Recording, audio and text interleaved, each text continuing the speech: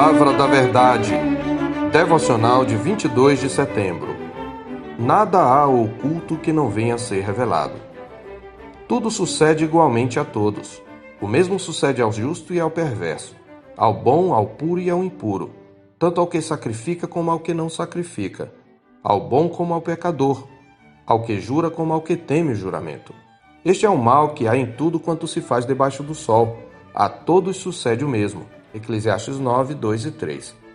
Nosso texto deve ser compreendido à luz do contexto de Eclesiastes. Nele, o pregador trata da vida de duas perspectivas.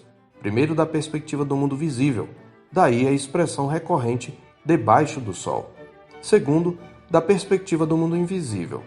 Da primeira perspectiva, que é talvez a mais enfatizada no livro, o autor sagrado nos apercebe de que tudo neste mundo é passageiro e nebuloso como vapor, nada tem valor permanente e nem sempre aquilo que fazemos nos traz o resultado que esperamos. E grande parte da realidade está oculta aos nossos olhos. Este é, grosso modo, o significado de vaidade. Não obstante, da perspectiva do mundo invisível, somos também esclarecidos de que tudo está debaixo da mão soberana e providente de um Deus que tudo fez formoso no seu devido tempo, como está escrito em 3:11.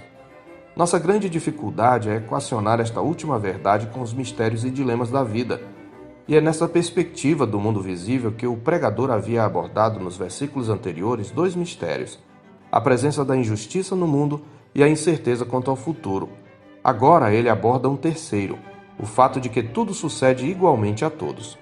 O pregador menciona três fatos da vida que comprovam esta verdade. E o primeiro deles é que amor e ódio, prosperidade e adversidade vêm sobre todos, bons e maus, justos e injustos, como ele diz nos versos 2 e 3.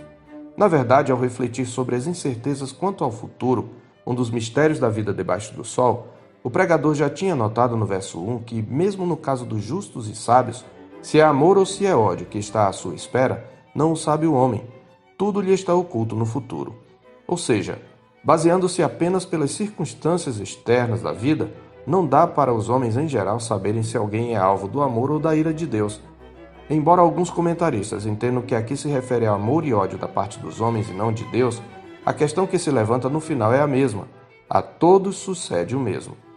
Essa constatação negativa tem seu lado positivo na declaração de Jesus sobre a assim chamada graça comum, pela qual Deus faz nascer o seu sol sobre maus e bons e vir chuvas sobre justos e injustos, em Mateus 5:45. Ambas as formas expressam a mesma verdade de que Deus não necessariamente ama os que faz prosperar, nem odeia aqueles a quem envia adversidades. Debaixo do sol, tanto justos quanto perversos têm experiências de dor e de prazer. Do ponto de vista desta vida, há justo que sofre e perverso que se dá bem. Isto significa que, embora nossas ações tenham consequências, nem todo sofrimento é resultado direto de pecados pessoais. Em segundo lugar, ele mostra que a corrupção da natureza humana também atingiu a todos. Verso 3, parte B, diz: também o coração dos homens, que no original é filhos de Adão, está cheio de maldade. Nele há desvarios ou loucura enquanto vivem. Aqui, mais uma vez, temos uma doutrina já revelada em trechos anteriores, a da depravação total. No capítulo 7, verso 29, está escrito: eis o que tão somente achei, que Deus fez o homem reto, mas ele se meteu em muitas astúcias. Conhecemos bem essa doutrina amplamente ensinada nas Escrituras, pois todos pecaram e carecem da glória de Deus, diz a palavra em Romanos 3:23. Aqueles que são declarados por Deus justos o são com base na justiça de Cristo atribuída a eles pela fé. E a perspectiva que o justo ou verdadeiro sábio, o piedoso, tem de si mesmo é esta: em mim, isto é, na minha carne, não habita bem nenhum, como reconhece Paulo em Romanos 7:18a. Logo, a corrupção moral é outro fato comum a todos. Em terceiro lugar, a morte também chega para todos. Verso 3c. Depois, rumo aos mortos, conclui o pregador.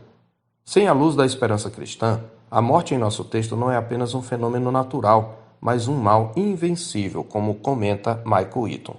Corrupção e morte evidenciam a sentença sobre nossa natureza caída e revelam a ira de Deus contra toda a impiedade e perversão dos homens que suprimem a verdade pela injustiça, como declara Paulo em Romanos 1:18. Portanto, a esta altura da revelação bíblica, o que o Senhor Deus quer nos mostrar é que o seu favor sobre os justos e a sua ira sobre os ímpios às vezes são ocultos aos olhos dos homens neste mundo. Em suas considerações sobre esses mistérios da vida, o pregador nos traz também um lampejo de esperança que, no entanto, só se tornará plenamente revelado no Evangelho. Ele nos diz que, de algum modo que não nos explica, para todos enquanto há vida, há esperança. Verso 4 diz: para aquele que está entre os vivos há esperança, porque mais vale um cão vivo do que um leão morto. Ou seja, apesar de todas as frustrações da vida, conclui o pregador, estar vivo ainda é melhor. Até um cão vivo, animal que na cultura era considerado imundo, selvagem e comedor de carniça, vale mais do que um leão morto, o rei dos animais. Diante da realidade inevitável da morte, estar vivo é ter uma oportunidade de avaliar a própria vida corretamente. Depois da morte, isto não é mais possível. Mas por que é importante essa avaliação se a vida não equaciona as injustiças nem me proporciona um valor permanente? Em primeiro lugar, porque Deus um dia equacionará o problema do mal. No desfecho do livro, Salomão nos diz isso no capítulo 12, versos 13 e 14. De tudo o que se tem ouvido, a suma é: teme a Deus e guarda os seus mandamentos, porque isto é o dever de todo homem, porque Deus há de trazer a juízo todas as obras, até as que estão escondidas, quer sejam boas, quer sejam más. Temos visto que a ênfase do livro é no caráter passageiro, nebuloso e aparentemente contraditório da vida. Mas o pregador termina com uma afirmação que transcende a perspectiva de debaixo do sol. Aquilo que está oculto um dia será revelado e terá seu julgamento justo da parte do Criador. Em segundo lugar, essa visão de que tudo neste mundo sucede igualmente a todos nos lembra da sentença que paira sobre nós, obrigando-nos à confiança no Deus que ressuscita os mortos, como está escrito em 2 Coríntios 1:9. Contudo, já em nós mesmos tivemos a sentença de morte, para que não confiemos em nós, e sim no Deus que ressuscita os mortos. E em terceiro e último lugar, aquilo que Eclesiastes nos ensina embrionariamente, mais tarde nos ensinará Jesus claramente em Marcos 4, em sua mensagem sobre o reino de Deus. No verso 22, ele afirma com outras palavras o que concluiu Salomão: pois nada está oculto senão para ser manifesto, e nada se faz escondido senão para ser revelado. É precisamente acerca do reino de Deus que Jesus está falando aqui. Por isso, na parábola da semente, que se segue à sua afirmação, ele ensina: o reino de Deus é assim como se um homem lançasse a semente à terra, depois dormisse e se levantasse de noite e de dia, e a semente germinasse e crescesse, não sabendo ele como. A terra por si mesma frutifica, primeiro a erva, depois a espiga e por fim o grão cheio na espiga. E quando o fruto já está maduro, logo se lhe mete a foice, porque é chegada a ceifa. Versículos 26 a 29. Depois do trabalho duro da semeadura, o agricultor dorme e se levanta. Seu sono não é perturbado pela ansiedade a respeito da semente plantada. Ele sabe que a terra produz o grão por si mesma, automaticamente. Sabe que Deus, operando por meios misteriosos e desconhecidos a ele, fará a terra frutificar. A colheita pode até demorar, mas com certeza virá. Assim, o reino de Deus, presente na pessoa e ministério de Jesus, no presente está oculto aos olhos do mundo, mas no final dos tempos, aquilo que agora está oculto será totalmente manifesto. Nesta perspectiva evangélica, as observações do pregador ganham maior clareza, de modo que, ainda que aos nossos olhos tudo suceda igualmente a todos, há uma promessa: Deus julgará os vivos e os mortos na vinda do nosso Senhor Jesus Cristo. E para aqueles que abandonaram a sua justiça própria e confiaram na justiça de Deus mediante a fé em Cristo, não há decepção nem temor, pois, como está escrito em Romanos 8:1, agora, pois, já nenhuma condenação há para os que estão em Cristo Jesus.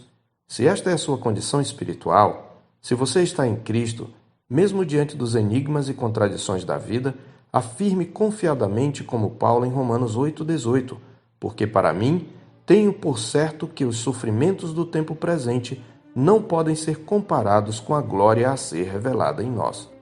Eu sou o pastor Marcos Augusto, pastor da Terceira Igreja Presbiteriana de Boa Vista, em Roraima. Tenha um bom dia na paz do Senhor Jesus.